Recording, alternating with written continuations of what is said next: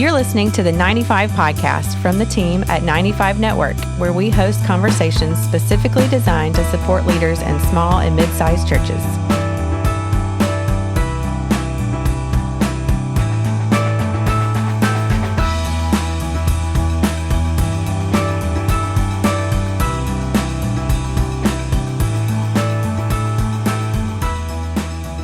Hey, everybody. Welcome back to the 95 podcast. This is Dale Sellers, Executive Director of 95 Network. And I'm just telling you now, we're going to have a fun podcast today.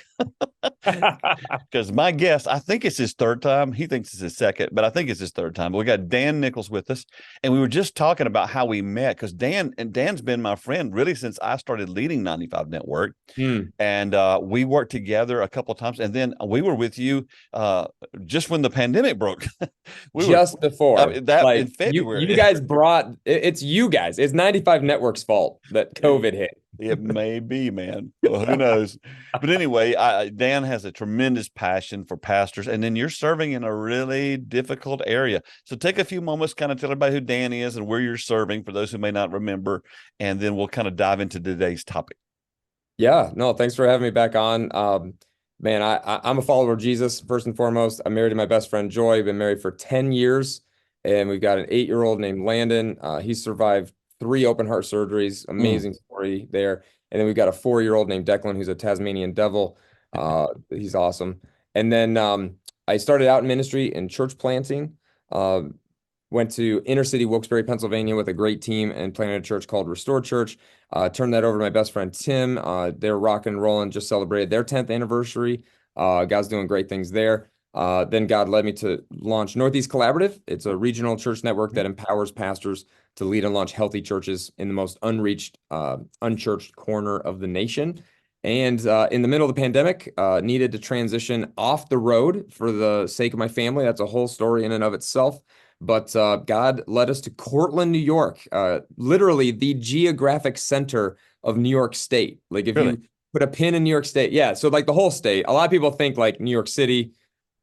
Cortland is not that. Cortland has the best chocolate milk you have ever tasted in your entire life. If you love chocolate milk, Cortland is the place to come. Is it because of the cows? Oh, yeah. We got cows. We might have more cows than people, but we're half an hour south of Syracuse, for those who may not know. And God led me to a 222-year-old church that started when Thomas Jefferson was president.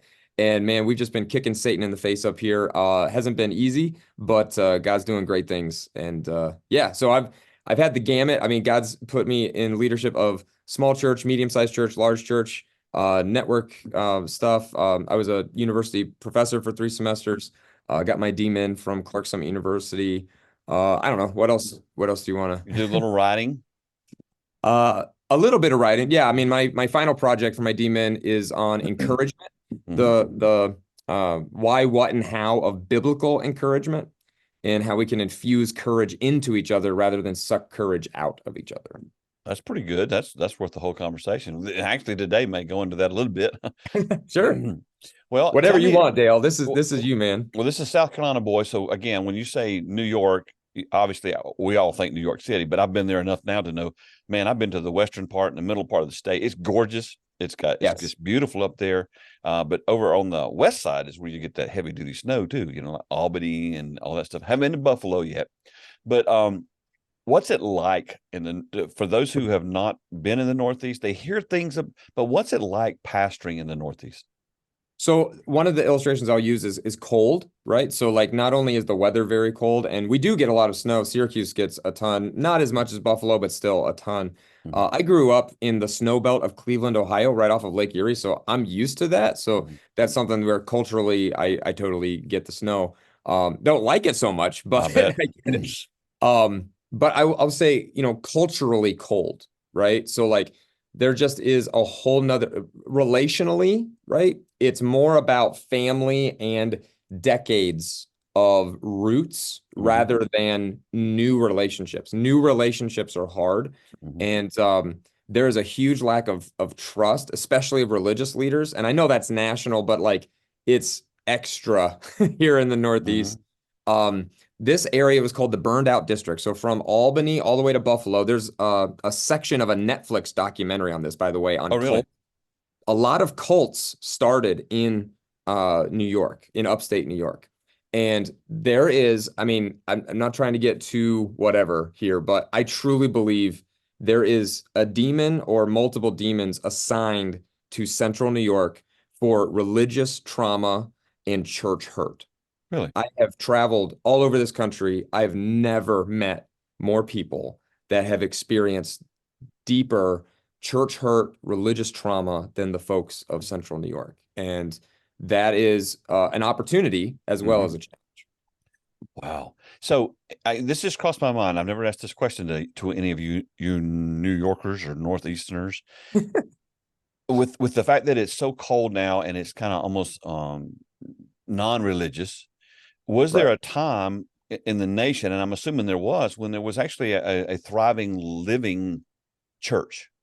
Well, right. I mean, this used to be the launching pad for the gospel. Okay, that's what I thought. Every Ivy League school, some people don't know this, every Ivy League school, I think except one, and I forget which one it is, but almost all of them started to train pastors for gospel ministry. That's what I thought. Now you look at Ivy League schools and you go, what? Like being a Christian at an Ivy League school is almost like anathema, right? So things have flipped. And that's why when Joy and I were thinking about what our next step would be, we had a real heart to heart. And I said, baby, I know we could go somewhere different, but I just sense God's call that we need to stay in the Northeast because this is where the greatest need in the nation is.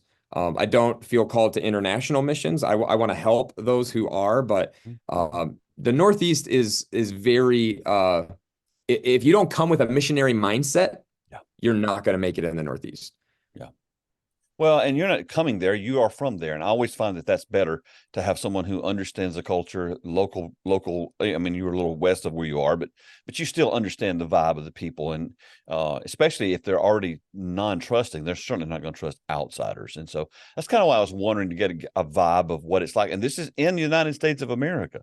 Right. And another thing too is it's very slow paced in upstate New York, at least. So like I'm used to a very fast paced culture up here. So for instance, people talk about the 80s like it was last week. Really? It's so funny. I was out golfing one time and this lady stops me. This lady on the golf course stops me and she found out that I was pastor at Grace Christian Fellowship. And she's like, oh, the new church.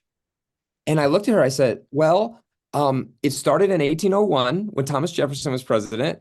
And our building, though, I said, our building is coming up on 20 years old, right? Which in my millennial, like I'm only 35, right? I'm like, that seems like a long time. She goes, oh no, that's the one. Like she didn't even skip a beat. She's like, oh yeah, that's the new church. You're the new church. I'm the new pastor of the new church. Yeah. That'll tell you a lot. So before we dive into our topic, what's it been like being the pastor of the new church? God's done some really neat things. It's been super fruitful. God has blessed and we've seen growth both in our people and numerically. There's just my predecessor set me up for success. So 15 years ago, Grace Christian Fellowship was in a very rough place. They were struggling. My predecessor came in and for 12 years, they were $2.7 million in debt. We're going through some division, people fighting over a lot of different things. My predecessor came in and a lot of godly people just spent the last 12 years before I came here not only healing spiritually, but also paying off that $2.7 million in debt. So I got to come in inheriting a debt-free reality and a much healthier spiritual vitality. So I want to give honor to whom honor is due with my predecessor, my son, and so many others who made that reality. So yeah, I've been here 2.5 years now, and man, it's exciting. So we're in a small-ish town. We're a SUNY town, so we have a State University of New York campus, Cortland. They actually just won the Division III national championship. So that's been the big news around here lately. But yeah, this past Easter and this last Christmas Eve, we had over 1,000 people come out, and it's just super exciting. And it's not that big is better, but for our region, we're seeing a lot of gospel movement, and people are starting to see themselves as ambassadors for Christ rather than just the paid religious professionals. Okay, so you're a young whippersnapper, 35-year-old whippersnapper, and I'm assuming you're pastoring people much older than you. How's that transition? Well, it's a big mix. It's a big mix. So it is. Yeah, we have a lot of senior saints. You're right, and they are amazing. They have embraced me, our family, given us more than we ever deserve. I mean, they just yeah, I could just brag on Grace for a long time with that. But we also have a lot of young families, and that's been really exciting. So we have just kids up the wazoo. Our Awesome. MOP, if you're not familiar with MOPS, Mothers of Preschoolers ministry is just going gangbusters.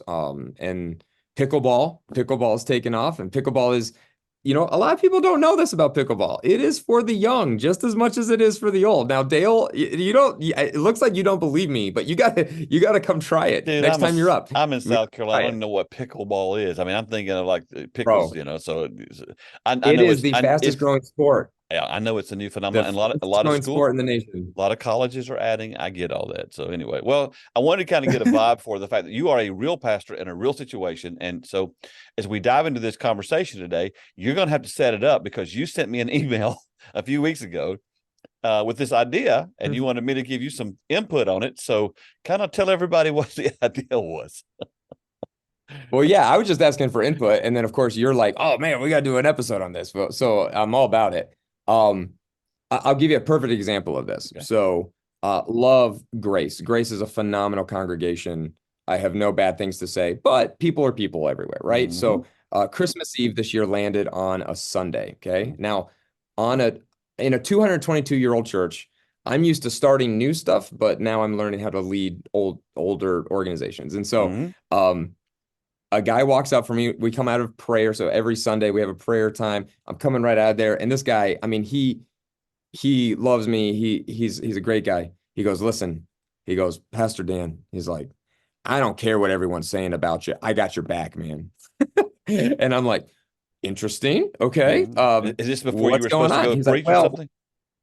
right. It is. It's right Okay, before, all right. That happens right a lot. before the service. Yep. Yeah. Pastor Dan, I don't care what anyone's saying about you. I got your back. And I go, okay, what's going on, bro? And he's like, well, the fact that we're not really doing Christmas Eve. And what had happened was our team made a decision because of the size of our church. We're not a small church. And, with our staff and our volunteers, we felt like, hey, let's do our normal 2 services in the morning. And our auditorium has no windows. So we can have a candlelight Christmas Eve service in the morning during our normal Sunday times. And then everyone else gets the evening to be with their families, So we made that decision a long time ago. Actually, I think we made it a year ago. But anyway, this was, a frustration for some people. And I get that. I totally understand. But what I've started to call these things is, now everyone excuse my language, but damn sandwiches. Now, I'll give you a context for that. All right. I'm not trying to cuss just to be a cussing pastor. If you've ever heard the phrase, damned if you do, damned if you don't, I call that a damn sandwich, meaning ministry leaders today, especially after COVID. Yeah, I mean, when you talk about politics, racism, masks, no masks, all these things, right? We as pastors have come through, and everyone has in different ways, but especially pastors. We're actually, I believe, in the largest pastoral leadership crisis in American history. And I've got data to back that up. Totally agree. Links. And I think one of the biggest reasons for it is what I call these damn sandwiches. So some examples are, what I just described a little bit. And that whole exchange went just fine. Nothing bad came out of that. But I just tell that story to say, I'm in the trenches. I'm with you. If you're a pastor listening, like I'm experiencing this in real time. So I asked some pastor around Northeast Collaborative connections, what are some of the damn sandwiches that you have encountered? And here are just a few. Grow the church, just not too big. We need change. We definitely need change, just not that change. Hey, go reach new people, just not those people. Preach the Bible as long as it fits with my politics. And I've literally got like 30 of these that I could rattle off, but those are just a few examples. Well, I mean, even in the pandemic, I've said this for a while now, the small church specifically, and even some mid-sized churches, but the small church pastor, they got annihilated because whatever decisions they chose to make was wrong. If you wear mask, you're compromising. If you don't wear mask, you're unloving. If you meet in person, you don't care about people. If you don't meet in person, you're letting the government and the devil run your church. And so what we discovered, because I was with you in February of 2020, I think I think that was a leap year. I'm not positive, but I know that I was gone 25 days that year. We were doing conferences Wild. everywhere. I did three with you in 3 days. It was crazy. Yeah. And then Yeah, that was nuts. everything comes to a screeching halt because they asked us not to meet in person. And then we discovered some things about where we really were. I mean, we've been the same things we were telling churches before the pandemic. We're still telling them the same things now, except they don't want to hear it more now than they didn't want to hear it then, because then it didn't matter as much. Now it does. Well, and it accelerated faster than anyone. Well, I wrote an article about that. I said, I wrote an article called 7 years and 7 weeks. That's basically the trajectory you were on is basically where you arrived at in 7 weeks of where you would have been in 7 years, but it got sped up. And yes. it just exposed everything. I don't believe one church closed because of the pandemic. I just think the pandemic exposed the trajectory it was on. And what we discovered was we were propping things up with hype. We were propping things up by not dealing with stuff, all that kind of thing. And so then we begin to discover, hey, man, pastors, they're shot. They're done. They obviously weren't trained to do this stuff anyway. They can preach and pray and do the thing, the sacramental things of being a leader, but they weren't trained on how to do this stuff. And so when you start talking about having mission and vision or how to deal with some of the things going on in society, most churches have just always avoided dealing with that stuff. And those days are gone. You can't move forward with the next 2 generations coming up and just avoid talking about real issues. And so I think a lot of people listening right now understand completely whether they would use the way you phrase it or not with your potty mouth. I'm just kidding. Whether they would, whether they would call it, I think they would definitely say, I've been damned if I do and damned if I don't. And so they need help. And I'm assuming that's where you're coming from. Yeah. And so the truth is, I haven't had the courage to actually publish this article yet. So I'm recording this. I don't know if I'm going to release it before this airs or not. Mm-hmm. I've gotten some good, healthy feedback, even from good friends of ours like Andy Needham and Carl Vaders, to say, hey, maybe the title, like the damn sandwich concept is very real, but maybe the title just wouldn't, turn people off like clickbait.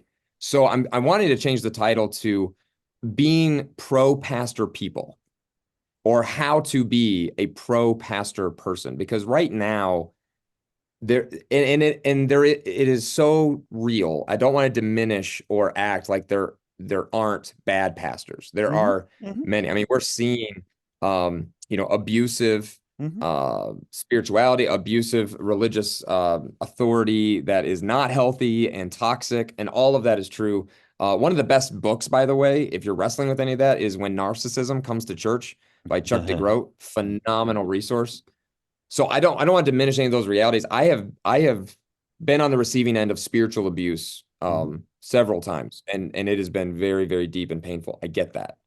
However, I believe the majority of pastors are good, loving Jesus followers who are trying their best. And we are lacking leaders so much right now. Like even the headhunter companies that you pay so much money to go and find leaders, they can't even find them with these big contracts. So I think what we've done is we have traded discipleship for consumerism. And we're starting to wake up to that. Like we really haven't developed leaders.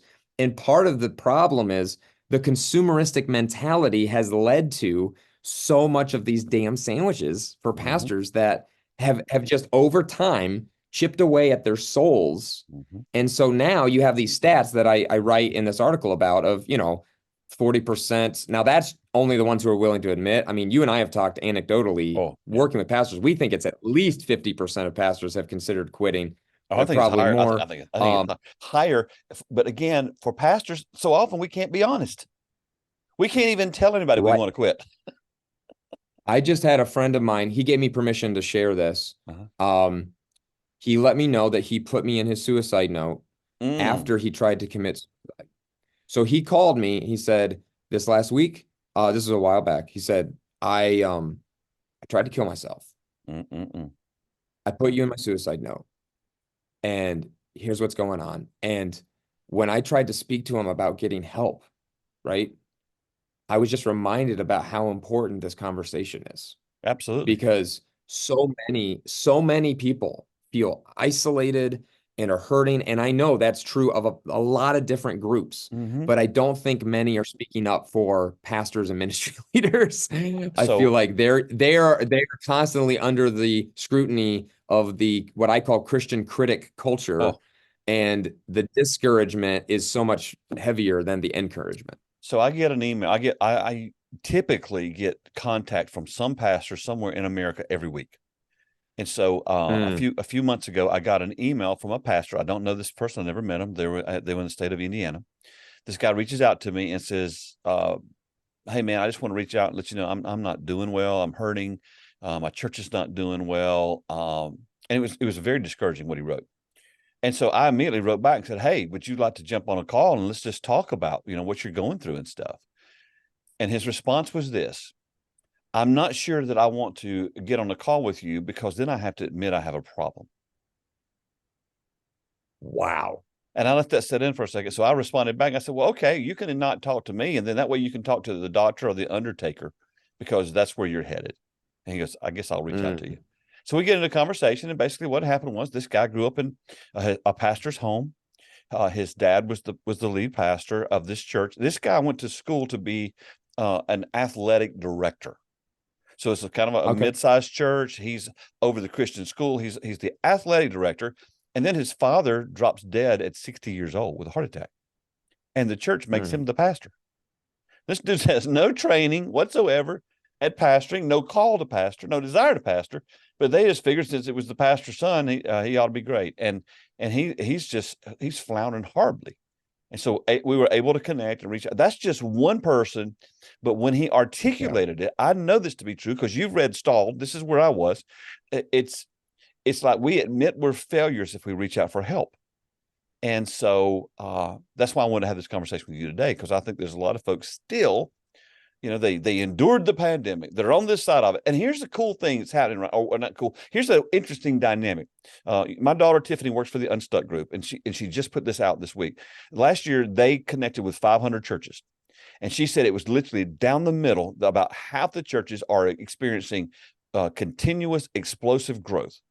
She said, but they're all having to reach out for help because they don't know how to lead this new group of people because things have changed. And then the other half are experiencing tremendous decline and decay and just it's not happening. So whether the church is dying or whether the church is growing, either way, we don't know what to do.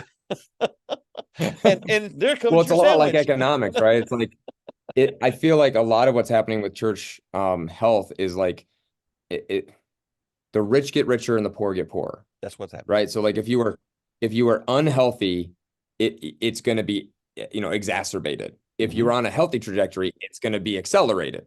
And both lead to the need for what I wrote my final project on for my DMin, which is biblical encouragement, which actually is a spiritual discipline. It is. It's one of the spiritual disciplines we don't talk enough about. And the whole concept there with the word paraklesis is to call to one side. And unfortunately, because of the polarization, especially around church issues, we have not been calling each other to each other's side. We have been demonizing from a distance. Yeah. And demonizing from a distance has only led to this vacuum where that story you just said is the perfect illustration. We have no leaders. So you're the next one up because we don't have leaders ready to go. We are like, and again, I said this is on multiple podcasts. I've said, but it's like, where does a pastor go if they've gotten involved in something they're not supposed to be involved in? Because we're going to deal with our frustration and our struggle in some capacity. We're going to deal with it some way, whether it's a secret thing or whatever. But where do they turn? And so I want to do this. I want to take a short break, and we're going to come back from the short break. I want you to tell us, where do we turn? Okay, you ready for that? All right, all about it. Short break. We'll be right back. Back here with Dan, and we're talking about his special damn sandwich that he's created because a lot of folks feel like that's where they are. So, Dan, where do we turn? What do we do? Here I am. I've been pastoring. I've got myself into some trouble, maybe, or I'm just personally, I'm fried emotionally. Whether it's whether you got into a big sin or not. And in Hebrews 12:2, it says to lay aside the sins and the weights that basically slow us down. So, some things that can hold us down are just blatant sins. But and we all know those, but I don't think we recognize that the weights of the pressure of ministry or the lack of training or maybe we don't even enjoy what we're doing. That can slow us down too. So what do we do, dude? Well, I'll just share a little bit of the story of what God's doing with Northeast Collaborative. And I know you may not have a Northeast Collaborative in your region, but this is what God's doing with us. We firmly believe that we're experts at complicating the simple. If we became Amen. experts at executing the simple, then we could really make a dent in things, especially when it comes to soul care and help. And so Northeast Collaborative was launched with this vision to empower pastors to lead and launch healthy churches. Size is not a big issue for us. It's really about health. And you can't have healthy churches without healthy leaders. So we have invited our pastors into soul care coaching, intentional soul care coaching, self-awareness development. One of our board members, former board members, Bill Flowers, always said, self-awareness is the cornerstone of development. And I would say this is probably one of the most lacking things in ministry leadership today is honestly not even just the process of self-awareness, but the willingness to engage in trying to grow in self-awareness. So is it that we really aren't aware, or is it we just don't want to be aware? Does that make sense? Oh, it's both. Okay. It's both. It depends on the leader. I have seen both, as you know, and I will tell you, as far as resources, if you write in to 95 Network, I'll send a link to our opening talk from Northeast Leadership Summit. Justin Bluer, one of our board members and directional leaders, he gave the best talk I have ever heard on self-awareness. It was powerful. Good. Powerful stuff. We'll put it in the show notes. So I would encourage We'll put it in the show notes. The link. We'll put fantastic. That in the show, the show notes. Anything like in the show notes, we'll share that as a free resource. But I would say, yeah, soul care coaching has been so helpful. Just connecting. We have people who are giving their entire lives to just come alongside pastors and to love on them and care for their souls and do the hard work of getting to the bottom of what is causing all of the tip of the iceberg stuff that's really coming from other things. I mean, there's tremendous resources. I mean, off the top of my head, Emotionally Healthy Leadership by Pete Scazzero is one of the best out there. Your book, Dale, Stalled, is phenomenal because it deals with the why, right?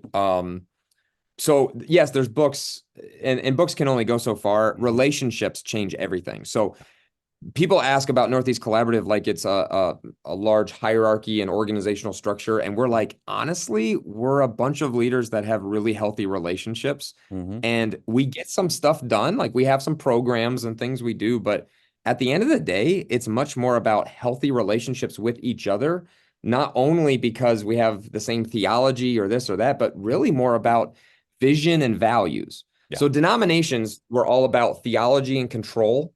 And I'm not saying theology is bad, but when it's the driving factor of everything, it doesn't necessarily lead to health. And that's why denominations, there's only one growing denomination in the United States, and it's the Assembly of God.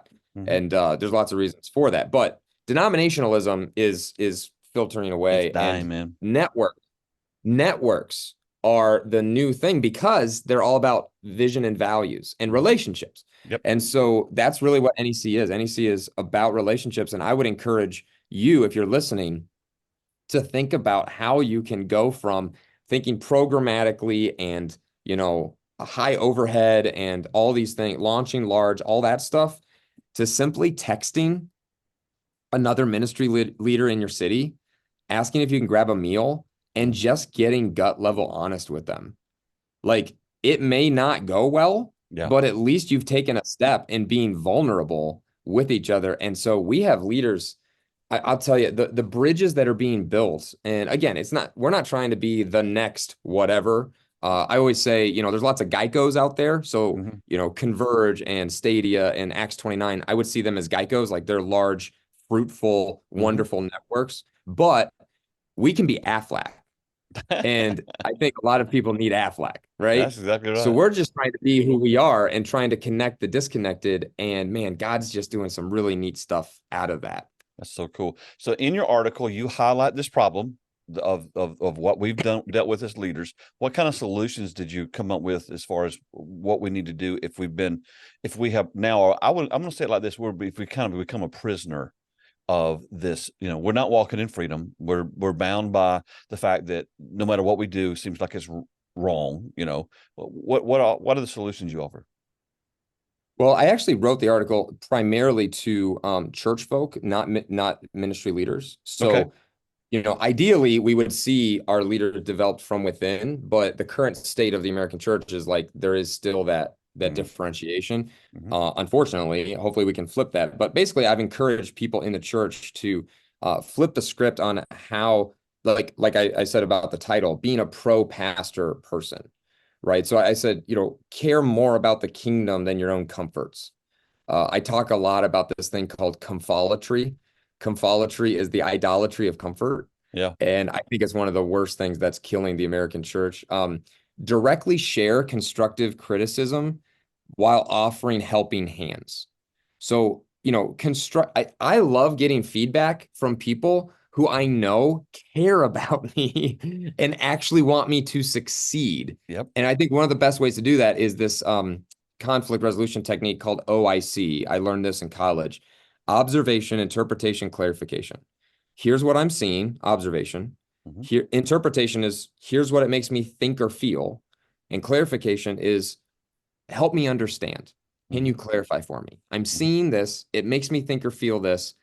Help me understand. Am I off? Am I right? Can you clarify for me? And I'll tell you, if you follow that pattern in healthy, direct communication, you had asked Dale before about cultural norms in the Northeast.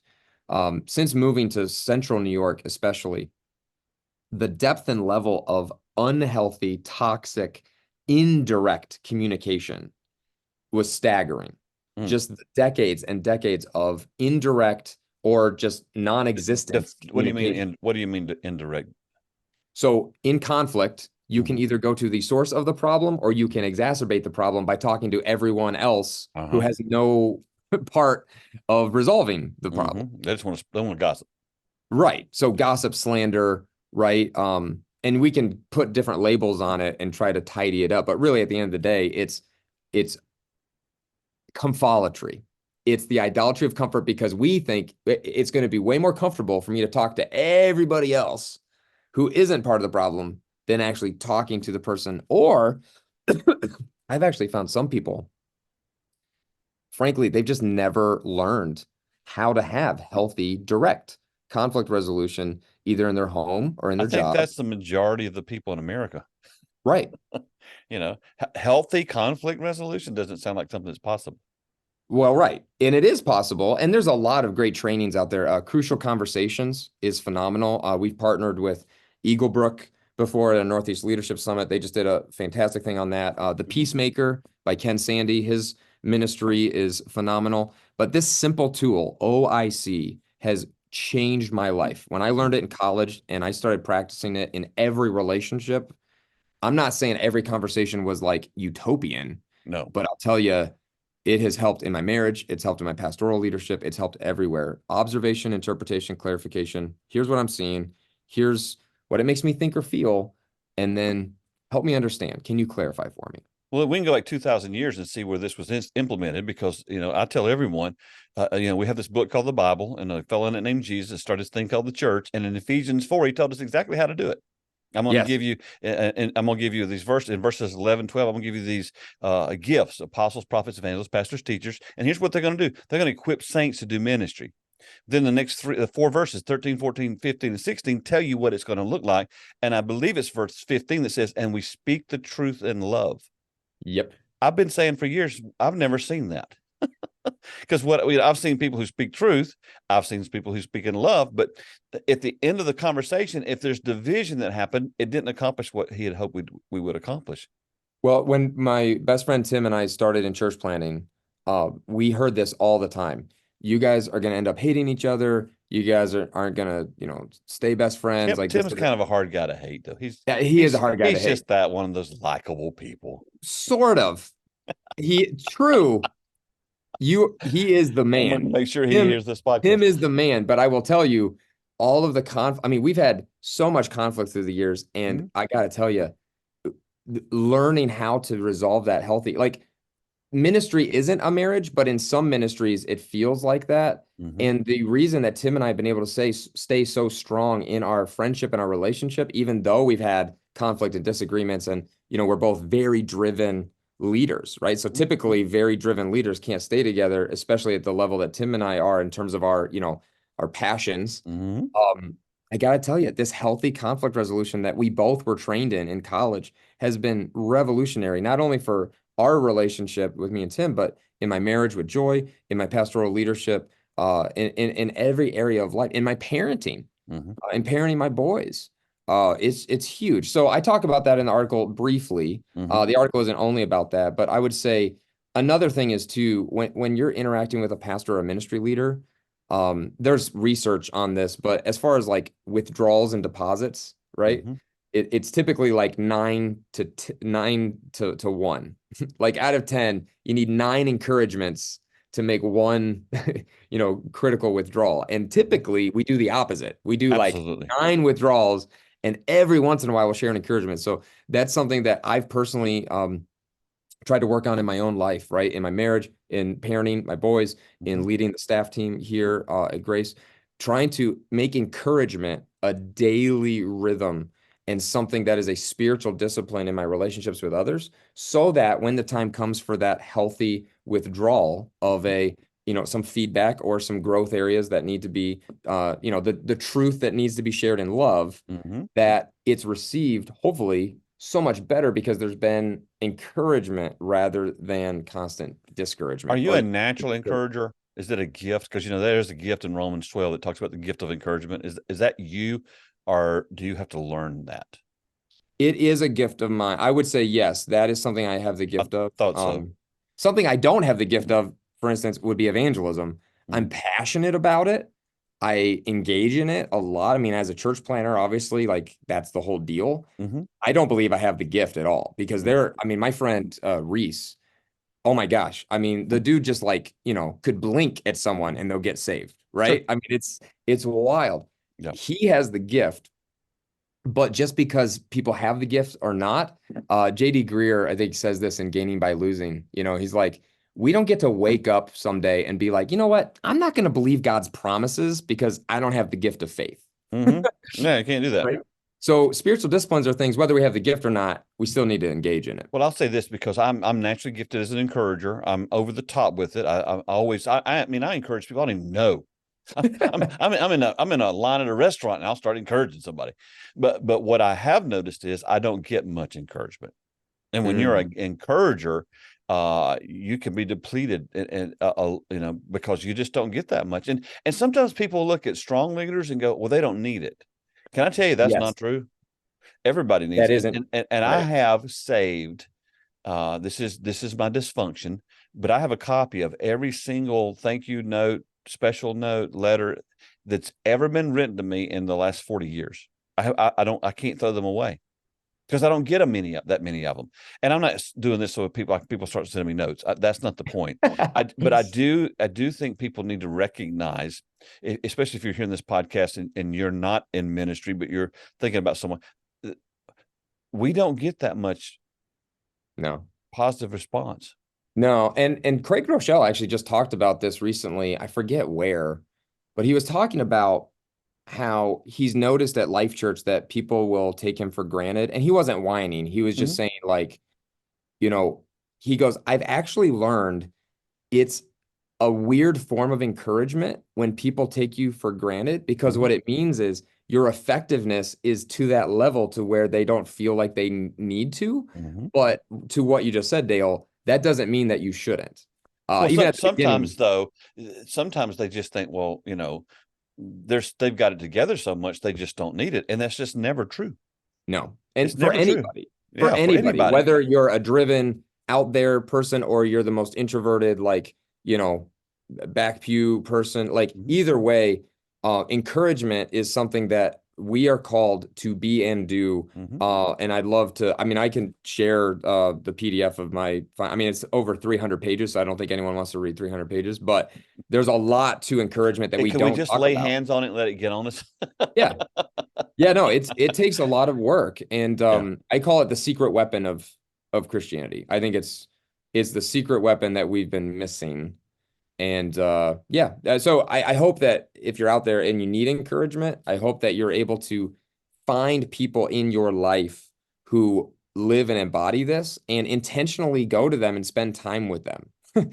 Like, get around the right types of people who aren't sucking courage out of you, but are infusing courage into you. They are out there. Do you think for most pastors that person's going to have to be somewhere else other than in their church? Yes. Well, I do not subscribe to the you can't have deep, meaningful friendships within your church. I think that's baloney.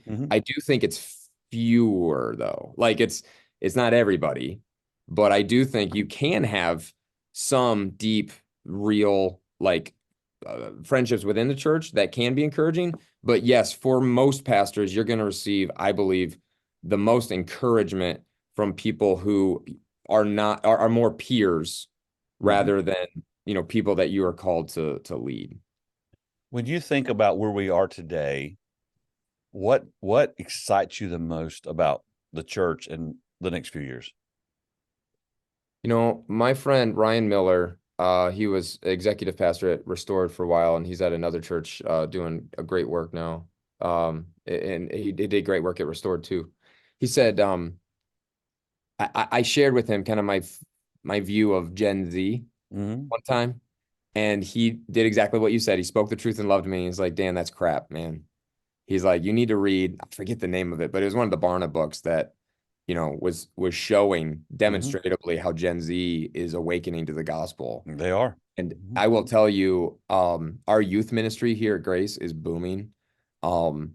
I used to be really negative, which is so ironic because as a millennial, I hated when older generations were negative to millennials.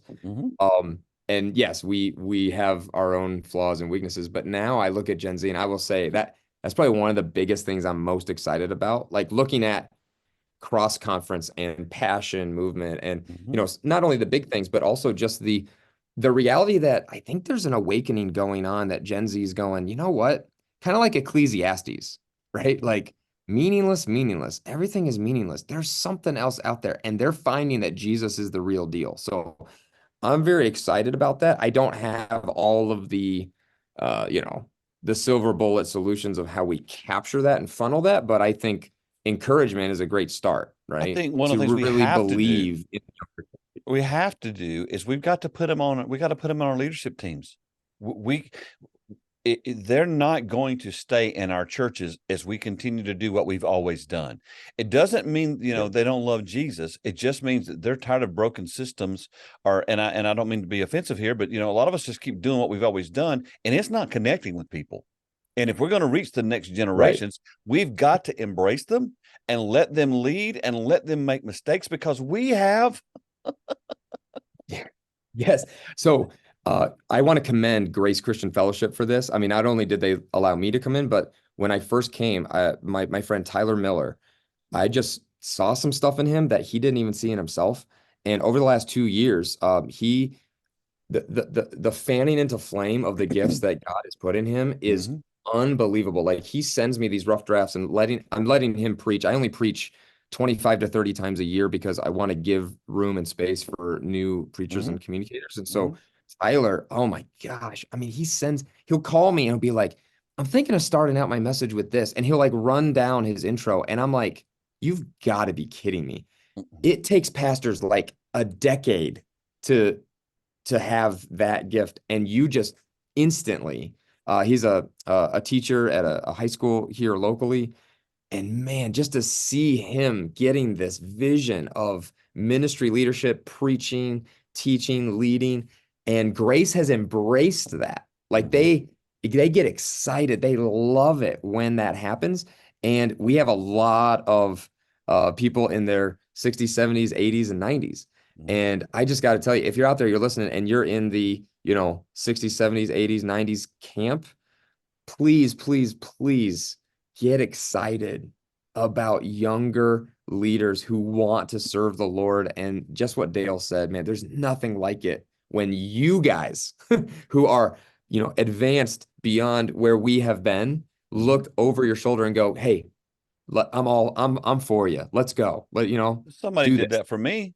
I mean, Exactly. when we were on the road, I'm a 20-year-old kid. And back then, we're doing a Christian music group, and this man named Roger Breland, who was the director of this group called Truth, and I thought he walked on water. This guy took me under his arm. And when he saw me, he'd give me these little one-liners. He didn't know what he was mentoring me. But here's what I want to say. If your church doesn't have any young people, look around, and maybe it's because you don't give them opportunities. Why would they want to be there? Exactly. You got to give them opportunities, and they're not going to be perfect. They're not going to do it perfect, but neither do you and me. Yep. But the reality is this, there's a hunger, there's a groundswell. And I loved what you said about Ecclesiastes. There truly is a groundswell where people are like, there's got to be more to life than what we're experiencing, between social media and being addicted to our phones and living virtually. And now, everybody blows everybody out on Twitter, and it's like, or whatever it's called now, X, you wouldn't do that to their face. Right. And so there's a change, a transition, and we're not going back. Yeah. And if your objective in church is just to maintain doing what you've always done, you're going to keep getting what you've always got, and you're not going to be around much longer. It's just a fact. It's so true. So if that encourages you, what scares you? Man, my fears. I'm not a doomsday guy, but I do think there is some very legitimate credibility of persecution over the Christian sexual ethics issue. I have had very serious talks with Joy, especially in New York, because the way this goes is kind of like Europe does its thing, then Canada, then California, and then the fourth place is New York. It's like Europe, Canada, California, New York. I truly believe that in my lifetime, I will have to spend jail time for my beliefs in historical Christian sexual ethics. I don't want that. It's not that but you look at scripture, and man, that early church, they were being, beaten, imprisoned, killed for their faith. And yet God gave them exactly what they needed to be resilient. So in my flesh, I would just say that is a human fear of mine. Like, how could I ever measure up to the incredible faith of Hebrews 11, men and women who did that? Now, do I think it's going to be to that extreme in America? No, but I don't think America is going to last forever. No, it's not. The way that we've known it. And number two, I do think very serious persecution. At the very least, I think fines and, minuscule imprisonment might be in the purview if we don't cave to, progressive definitions of sexuality. So you're sitting today with the pastor. You're having coffee. This is where we'll wrap the podcast. And the reason they're with you is because they have been annihilated by the damn sandwich. What would you tell them? Well, we sign off our processing times, which I hope was encouraging for you, Dale. I shared, I think it was off the episode, but our processing times on Zoom have actually been some of the most fruitful ministry we've done in the last 3 years. And that was all launched from 95 Networks conferences that you came and did so cool with us. So powerful. But we sign off every single processing time with this verse. And I would share it with you. Therefore, my dear brothers and sisters, stand firm. Let nothing move you. Always give yourselves fully to the work of the Lord. And the great news, Dale, is it doesn't end there. It says, because you know that your labor in the Lord is not in vain. That's so good. Hey, if you're one of those people and you're like, okay, this has hit a nerve, I need help, I want you to reach out to Dan. Dan's email will be on the show notes. Obviously, you can reach out to me. Our contact is very simple. But we want to help you. We don't want to just acknowledge a problem and then not help you. And there is help. One of the things we've created at 95 Network is this new online version of our Soul Care Essentials Conference. And we also have to partner with that, a 6-week follow-up that you go through with the team or with someone you may have attended the conference with. Go through that with some folks. It's just a prompt to get you to ask some questions, to deal with some things in your own soul. Jesus talked about this, and I think we missed it somewhere, but he talked about loving the Lord your God with everything. And one of the things he mentions was your soul. And we haven't done that. And so we've got to help you. We want to help you. We'd love to help you just get health in your soul. So if you need help, please reach out to Dan. I promise you, he won't use abusive language, and he'd love to encourage you. And like I said, if we can help you in any way at all, please reach out to us. Dan, thank you so much for being with me today and sharing. And I just hope that we've connected with some folks today that maybe will reach out, even if they reach out to someone other than us. Go to the Full Strength Network or whoever we mentioned today. We just want you to get help. We want you to be healthy because the church needs you. You may not feel like you're needed, but you're needed today more than ever. So please, if you need help, feel free to reach out. Thanks for listening to the 95 Podcast. We look forward to sharing another episode with you next week. In the meantime, visit our website at 95network.org. The website is loaded with great resources created for small and mid-sized church leaders. Until next time, have a great week.